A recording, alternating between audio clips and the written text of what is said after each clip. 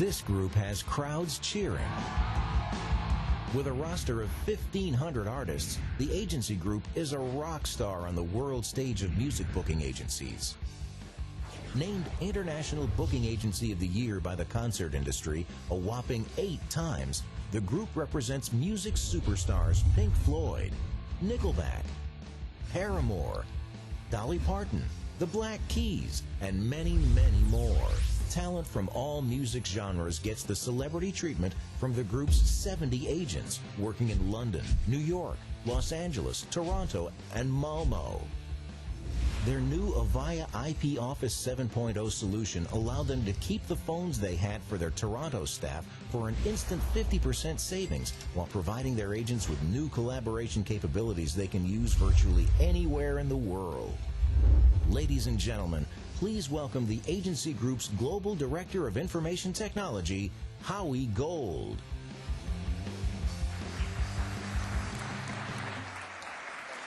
Nice to meet you.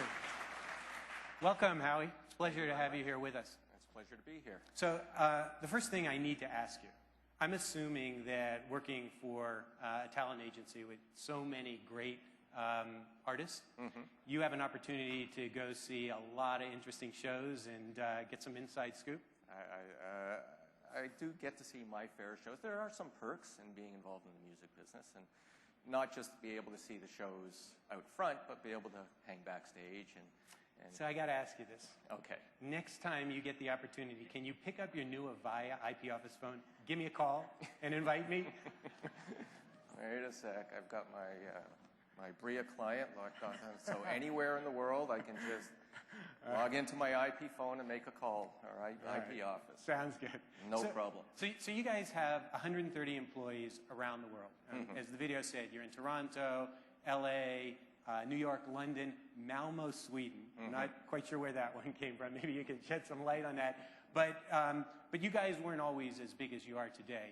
My understanding is that your founder, an individual by the name of Neil Warnock, actually started this business in London when he was 15 years old. So that was a really small business. Maybe you can sort of talk a little bit about how we got to this point, or how the agency group got to this point. Yeah, he left school at the age of 15 to become a printer's apprentice. But while he was doing that, he was involved with a couple of semi-professional bands, and he was booking them into colleges and universities all in and around London. While he was doing that, the social secretaries and talent buyers from universities would come to him and say, can you get us this band? And can you get us that band? And he realized that there was a market that wasn't being serviced by the music industry at the time. So he took it upon himself to make contacts with agencies in and around London. And eventually he became the de facto go-to guy. If you were a college or university, you wanted to get an act to play at one of your events, a social, or if you were a band or an agent, and you wanted to get one of your bands to do a run of college dates. And again, this is late 60s, London music scene, okay? So we have, you know, the Beatles, the Rolling Stones, the Who, all dominant at the time. But then you have the up-and-coming acts like T-Rex, Donovan, Elton John, Pink Floyd. And at the time, he was booking all these underground acts into these colleges and universities, and he was developing, cultivating relationships with all these people. He came to the attention of NEMS. Now, probably most of you don't know that NEMS stands for North England Music Store. And that was the name of the store and the family business that Brian Epstein was in when he signed the Beatles. So when he went to start his own management company, he called it in homage to the record store and his parents, NEMS. Now, NEMS approached Neil Warnock and said, we'd like you to join our company as a junior agent.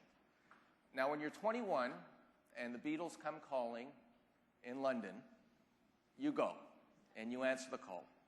And when he joined the company, they were very cash rich, obviously because of the Beatles, but they didn't really have a lot of business approach to it because they were more interested in getting their artists out there and booking them without looking at P&Ls and forecasting and so on. And that's where Neil really learned the guts of the business, how to do forecasting, how to put together a P&L. He was also dealing with it from a different perspective. In the past, when he was at colleges and universities, he was representing the college. Now he's representing the act, and not only just for colleges and universities, but he's responsible for the worldwide success and longevity of it. And longevity in the music business is everything. Because if you're only hot for 3 years, that's only 3 years that you're going to be making money. But we want, in 40 years, to be able to remember names. I don't know if you would know them, Donovan and Pink Floyd and Led Zeppelin are just a few of them that managed to endure over the time. And that's because of good management, good agents, and being a good band, of course. I got to tell you, though, longevity is important in Avaya as well.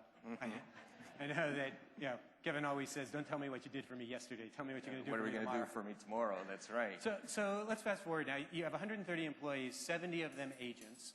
They're operating all around the world. Maybe you can talk a little bit about how both desktop and mobile communications are helping to drive your business.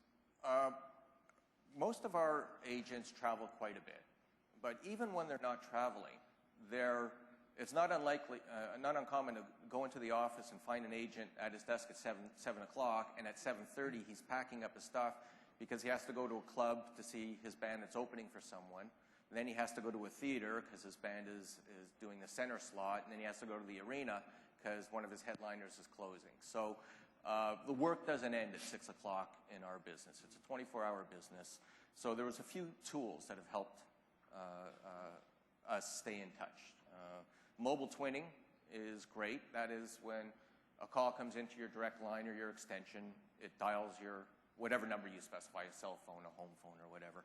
That's useful when an agent is working from home, but when he's in a loud club and the music is blaring and you can barely hear someone who's five inches from you, that's where voicemail to email has really been a benefit to us, because everybody here has a BlackBerry, and I could probably see now at any one point someone's reaching into their pocket and seeing, and that's what our agents are doing. Every 4 or 5 minutes, regardless where they are, they're checking in to see what's going on.